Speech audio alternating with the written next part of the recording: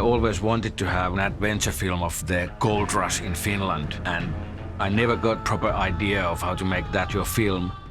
And a couple of years ago, I don't know what happened, but I thought about the Nazis who had to leave from Finland to Norway, and then it clicked, like, what would happen if these two stories would collide? This old fucker is a gold miner. Sisu is a World War II action film, which tells a story of an ex-Finnish soldier that finds gold in the very northern part of Finland. And on his way to the nearest town, there are Nazi troops that discovers his gold treasure. Get down on your knees, Grandpa! The biggest war hero from Finland against the most iconic bad guys like Nazis. And there's gonna be a huge encounter of these two forces. We got gold! Nazis will have their ass kicked quite hard. Thank you, old fucker!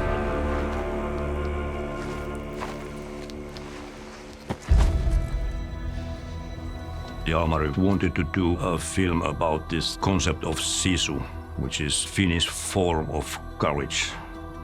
So it's really difficult to translate to any language, but it's the English word could be like grit or guts. I wanted to make like my own idea of what Sisu means, and if you bring that idea to the action film, it's almost like a superhuman thing to have that kind of force inside you. This son of a bitch is still alive. But it's important that it's not superhuman, because like we say in the film, do you think he's immortal?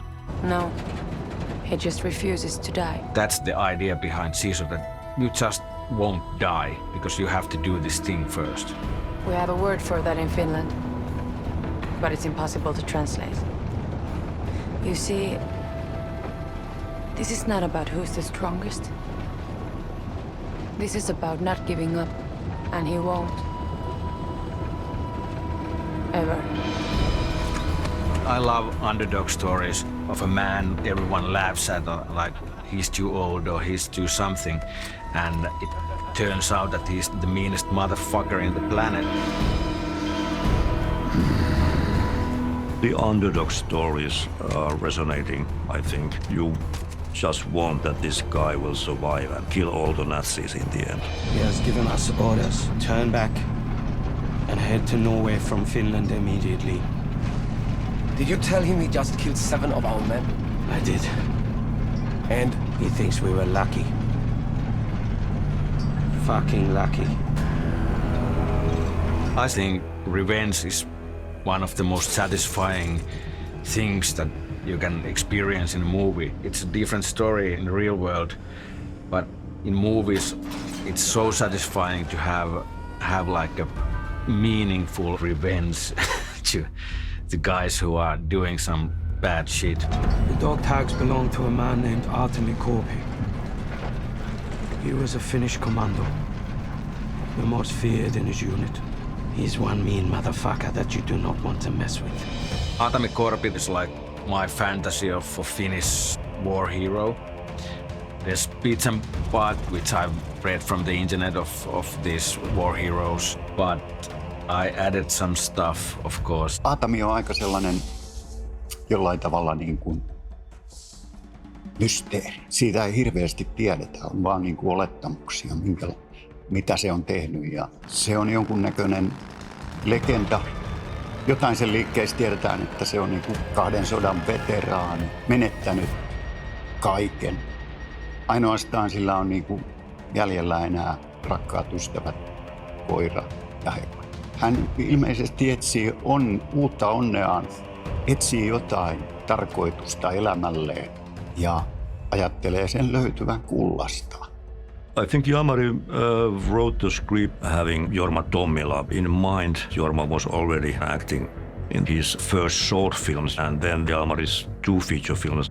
Because he doesn't speak in this film, it's important to have an actor who is easy to watch and you can understand all kinds of stuff when you're just looking at him, looking his face, looking his hands, looking everything he does. There's something about Jorma Tommila that you can just look at him. You can shoot him, he doesn't have to say anything, and still it keeps it interesting. Jorma is the perfect Aatami. He's so thorough, he's so focused. He impresses me every day on shoot when I see him. He's like, I don't care. I wouldn't be that cool. Käsittelee niin montaa asiaa, että puhutaan jostain niin kuin oikeudenmukaisuudesta ja sodan mielettömyydestä ja ihmisten jotenkin siitä sodan ajasta, mitä ihmiset on silloin joutunut kokemaan. Jorma spent quite a lot of time with guys who were like veterans from the World War II, and he explained the weird feeling he got from them because they were like so silent and somehow a bit sad, and I think he brought that to the character quite well. Kyllä toi jotenkin toi sota-aika ja se on kuitenkin niin kuin koskettanut muakin aika läheltä, että mun isä oli sodassa. Kyllä aina sen niin kuin ajan tutkiminen ja ymmärtäminen, niin se on mielenkiintoista ja jotenkin niin kuin auttaa selvittämään sitä niin kuin, tai samaistumaan siihen niin kuin oman isän maailmaan, mitä se on ollut ja mitä se on joutunut kokemaan siellä. Tämä niin kuin emotionaalinen ja sellainen niin kuin henkinen puoli siinä, niin se pitää jotenkin vaan sit yrittää ymmärtää, että mitä se on ollut ja asettaa itsensä niin kuin sellaiseen vähän samankaltaiseen tilanteeseen, niin kuin, miten ihminen käyttäytyy tämmöisessä tilanteessa.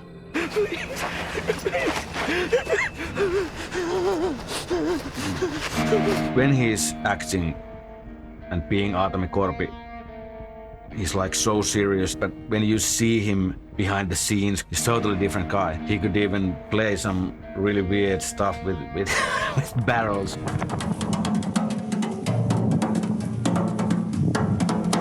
There's a huge contrast on how nice and kind he is for real. We're rich, boys. You're dead.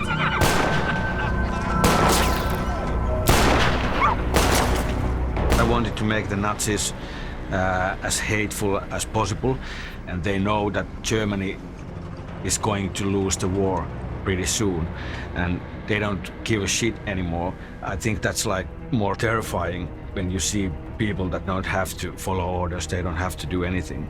They just do what the fuck they want. Ne on aika epätoivoisessa tilanteessa itse. Ne on niinku tajunnut, että tämä sota on ihan mieletön ja tästä ei enää pääse niinku, niskan päälle. Et ne vaan haluaa niinku säilyttää omaa henkensä. We are losing the war. We are. In a few months, this all will be over for us. Bruno is a difficult man to fully understand.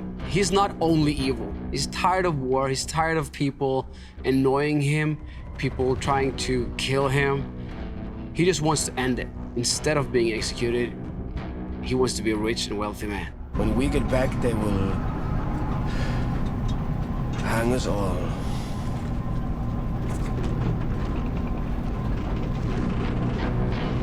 That gold is our way out. Reading the script gave me enough insight to portray him the way I wanted to do it, but also being in contact with Jalmari and ask him what he wanted. And our visions agreed. Aksel immediately understood what I'm trying to do, and he brings that idea really well to the screen, like how tired he is. But when he finds out that this guy has a lot of gold, something changes, like he still has hope. I think Aksel is really versatile actor.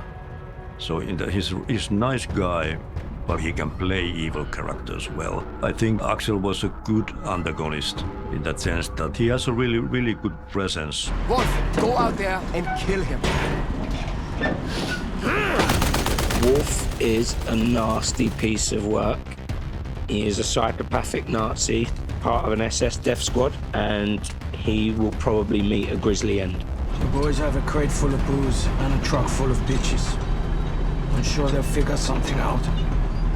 I would. I watched a fair few World War II movies and sort of tried to get my head in the right space for it. I've done a lot of comedy in my career. It's nice to play a bad guy for a change. Wolf is like the right hand of Bruno, and I wanted him to look like he could do whatever Bruno asks. He doesn't think about it. He just does everything he's told to do. Pick 2 of our female friends and bring them to me. He's the meanest guy of all the Nazis because he's like an animal, and how he treats the women. He looks like a football hooligan. Weird thing in his eyes. You don't know basically how far he's prepared to go. And I think that's like really cool thing about Jack Doolan. Can somebody tell me what the fuck is going on? Nothing. It's all good, sir. Suze is a tank driver for the main Nazi bad guys, and he doesn't like the things that the command is doing, but he's scared of his superiors, and that's why he just has to roll on with the rest of the squad, because he's afraid of death. Suze is the only guy from the Nazis who's not that bad yet. My idea was that there has been like a really mean guy who was trying with the tank before him, and he's dead, and now they have had like replacement guy, like a younger guy who still has heart. He hasn't done all the really horrific stuff like Wolf and Bruno, so he's there to have like an idea of how terrifying would it be to be that kind of pure-hearted guy, but you are in the tank, you don't agree, but you can't do anything about it. What is Suze thinking in these moments? I think I relate to him, and it was kind of easy. But I haven't done anything like this. Yeah, Suze differs from my past roles quite a bit. I worked with Tommila since he was 5. He was the leading character of both of my previous feature films. Because Onni is now a grown man, I was able to be a grown man myself, and I don't have to do this PG-13 stuff anymore, so I can go for more violent, grown-up stuff.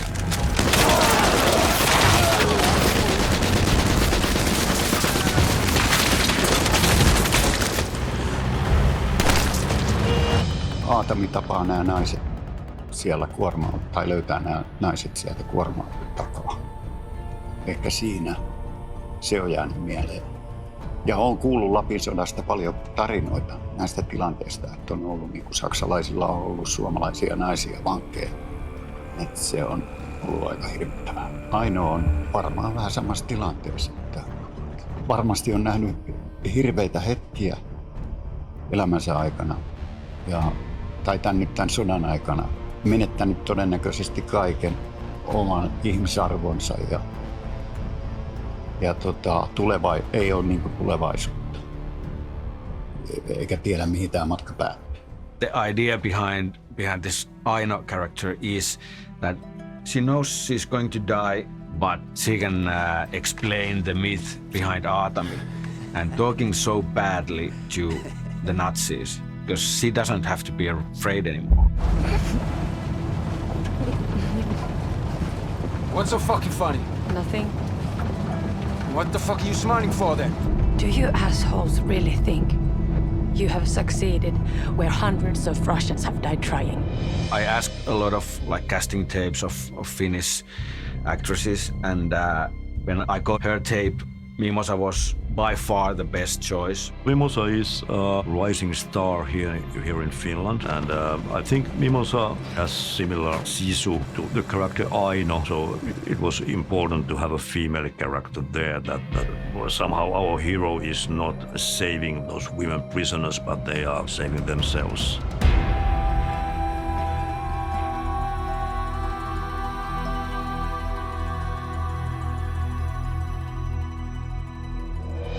It was clear to me when I wrote Sisu that I have to shoot it somewhere where there's no trees, like a wasteland kind of desert. Basically, you don't even have a places to hide. Open space everywhere, like a Western kind of scenery. We looked for something that wasn't really kind of the Lapland we're used to in Finland. Instead, we were looking for this open landscape, and we found this as north that you can get before you get into the Arctic Ocean. Nuorgam is the most north place in Finland. It's really, really breathtaking. It was clear to me immediately that this is going to be the place, even though it was really hard place to shoot. And action! Lapland is not made for movie making. All the surroundings are beautiful. It looks stunning on camera, but if you're planning on going here and film, please bring all the walls for wind, all the umbrellas for rain, all the wool underwear for cold. It's a lot colder than a Brit is used to being. And for half the movie, I've got my shirt off, so that was difficult. The wind up on one of the mountains was 60 miles an hour at one point. Can't really think because the wind is so loud, the humming noise in your ears. Can't really hear your own thoughts. It's kind of almost shooting in Sahara when you get all this sand coming into the cast eyes, the crew, technical equipment, especially cameras. It was so windy in some days that even the helmets from the Nazi soldiers, they like flew off from the head. It was of course nicer to me because I had like a ski mask and safety goggles and a hood and a lot of clothes, but the actors didn't have that luxury.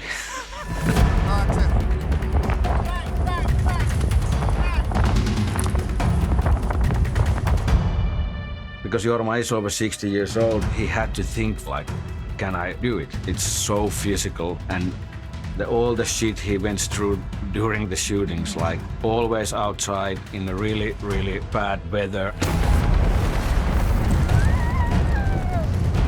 Finish him.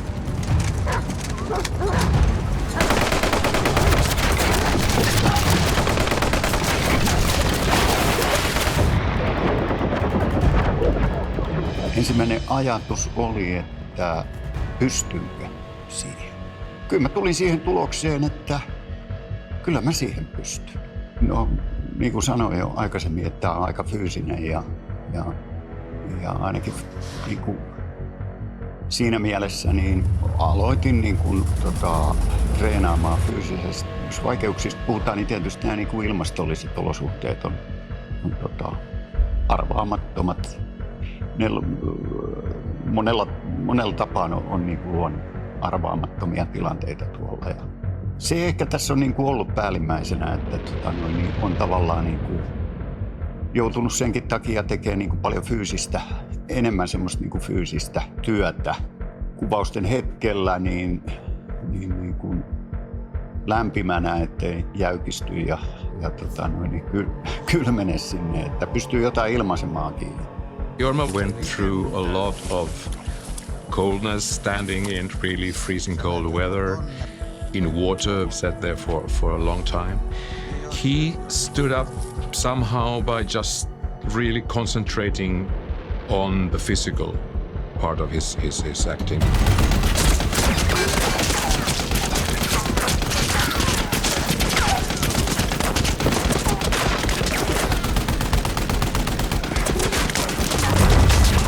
Jorma is like a method actor. He needs a challenging environment when he's doing this kind of film. If things are too nice, there's not enough energy to do well his role. Hyvät tunnelmat. The crew was around 100 people and we lived together, and crew members are not going home after the shoot. All are staying there. They really grow together because you're isolated, and it's a family that grows tighter and tighter. Part-time actor, part-time bartender. We were probably shooting there something like 30 days. I think it's really important to get all the crew somewhere really, really in the middle of nowhere to have that kind of a place that you don't feel relaxed. Like you have to be alive in every second to be able to do this. I love what that brings to the film. Really tough, trying conditions, but pain is temporary, film is forever.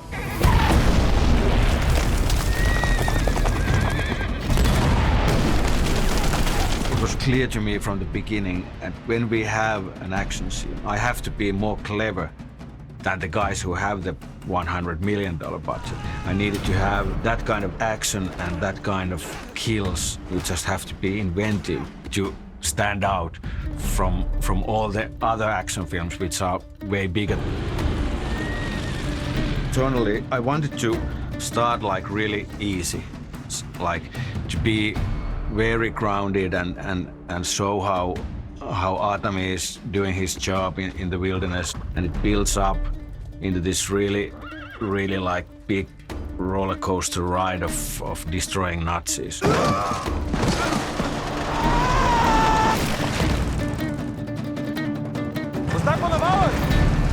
It was important to me to go bigger, and when you think that you probably will know what Aatami is going to do next, you have no fucking clue what he's going to do.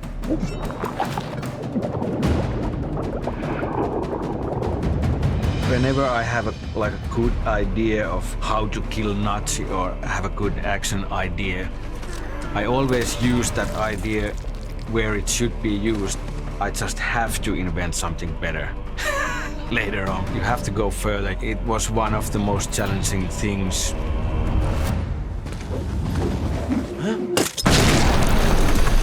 The whole scene where the minefield goes off and the deaths of the German soldiers. It's a combination of really heavy violence, but also it's hilarious.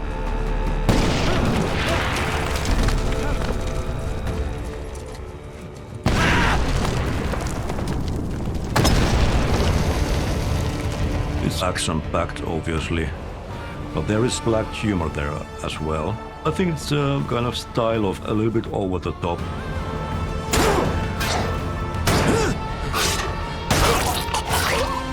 That's pretty much what kind of stories Jalmari would like to tell, not taking itself too seriously.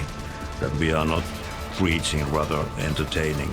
I think to be able to surprise the audience every time, that's really important of making entertaining film.